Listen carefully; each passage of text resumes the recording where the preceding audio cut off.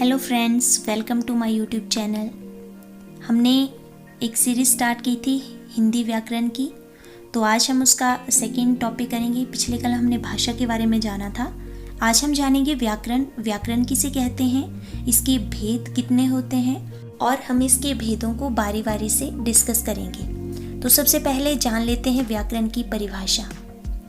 व्याकरण वह शास्त्र है जिसके द्वारा किसी भी भाषा को शुद्ध पढ़ा और शुद्ध लिखा जाता है। अगर हमने किसी भी भाषा को शुद्ध रूप से लिखना और पढ़ना है तो उसके लिए हमें व्याकरण के नियमों का आना ज़रूरी है।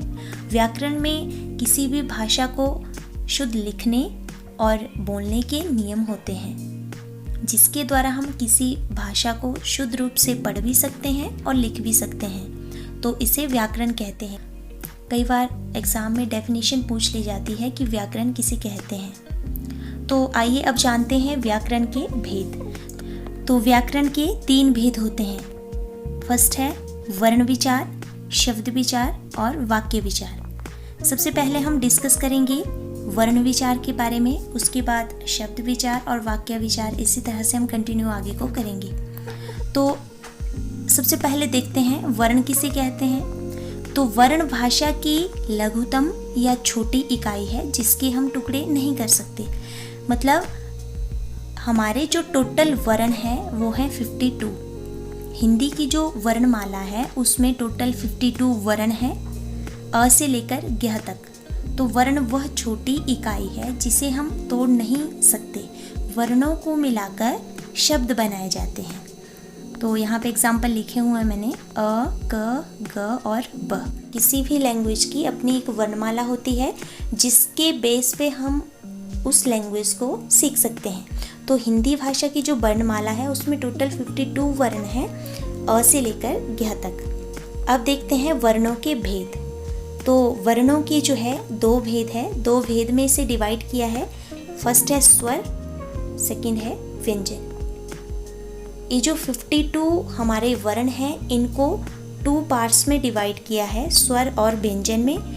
तो अब देखते हैं स्वर किसे कहते हैं। ऐसे वर्ण जो बिना किसी अन्य वर्ण की सहायता से बोले जाए स्वर कहलाते हैं। ऐसे वर्ण 52 में से ऐसे वर्ण 52 जो हमारे वर्ण हैं उनमें से ऐसे वर्ण जो बिना किसी अन्य वर्ण की सहायता से बोले जाएं उन्हें स्वर कहते हैं। मतलब स्वर जो है इनको बोलने के लिए हमें किसी अन्य वर्ण की सहायता नहीं लेनी पड़ती।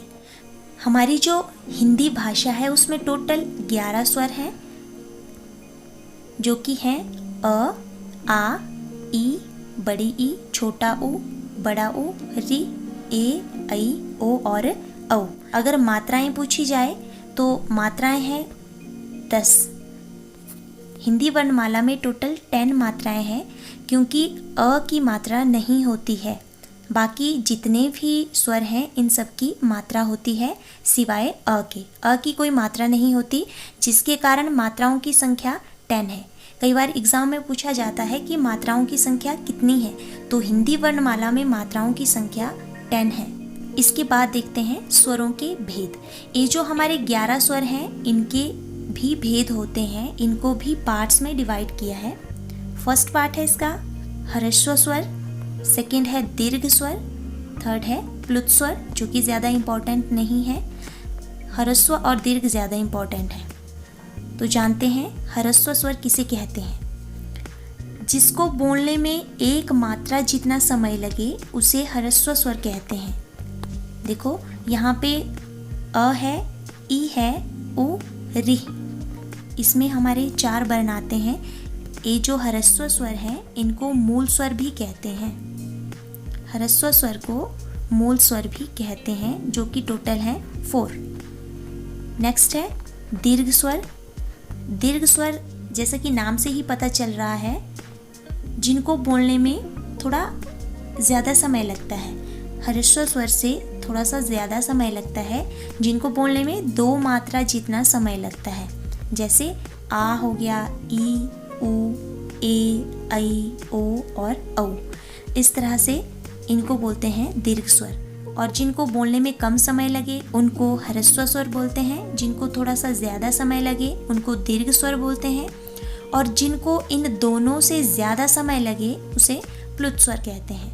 इसमें सिर्फ एक ही है, ओम। अगर हम ओम का उच्चारण करते हैं तो उस समय हमें बोलने में ह्रस्व स्वर और दीर्घ स्वर से ज़्यादा समय लगता है। ये जो हमारे दीर्घ स्वर हैं इनकी कुल संख्या है 7। देखो यहाँ पे टोटल स्वर जो थे वो 11 थे। इनमें से जो ह्रस्व स्वर थे अ, छोटी ई, छोटा उ और री,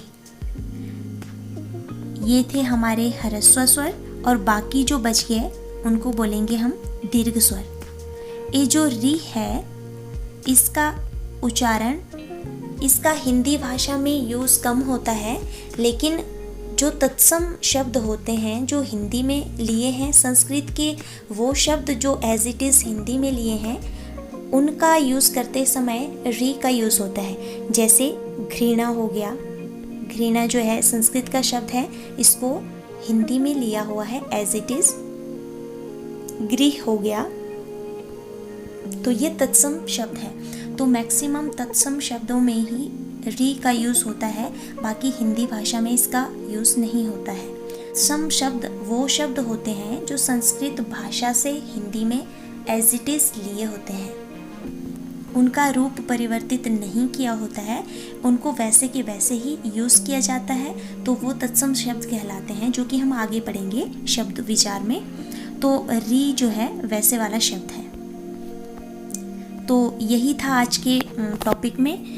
कल हम करेंगे व्यंजन के बारे में, व्यंजन किसे कहते हैं, स्वर वाला टॉपिक हमारा आज क्लियर हो गया। कल हम व्यंजनों के बारे में पढ़ेंगे। तो आज हमने डिस्कस किया व्याकरण किसे कहते हैं, व्याकरण के कितने भेद होते हैं, 3 भेद होते हैं इसके, वर्ण विचार, शब्द विचार और वाक्य विचार।